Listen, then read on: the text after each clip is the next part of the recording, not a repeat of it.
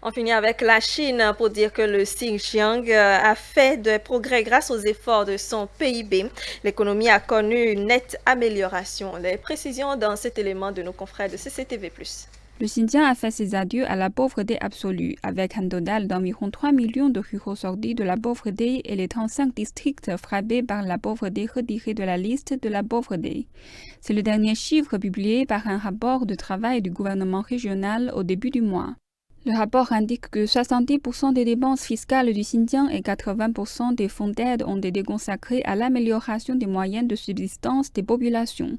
Par exemple, dans le district de Shache, le gouvernement local a investi près de 20 millions de yuans pour créer un lieu d'élevage de pigeons.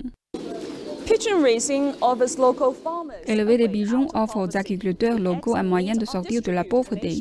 Les œufs et la viande sont distribués dans tout le pays. C'est devenu une industrie importante dans le district, fournissant des emplois aux familles pauvres.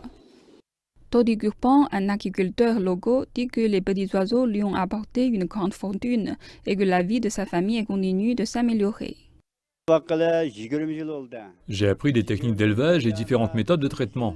Auparavant, je gagnais 5 000 yuans par an, mais maintenant mon salaire est passé à 12 000 yuans par an.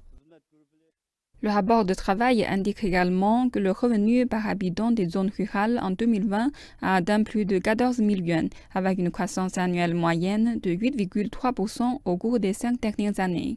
De nombreux villageois du comté de Shache assurent un revenu stable en gérant leur entreprise d'élevage de pigeons avec le soutien du gouvernement local. Nous avons garanti des emplois à 75 ménages défavorisés en créant l'entreprise d'élevage de pigeons. Elle fournit un moyen de subsistance à près de 600 villageois. Chaque ménage gagne plus de 5 000 yuans en élevant des pigeons.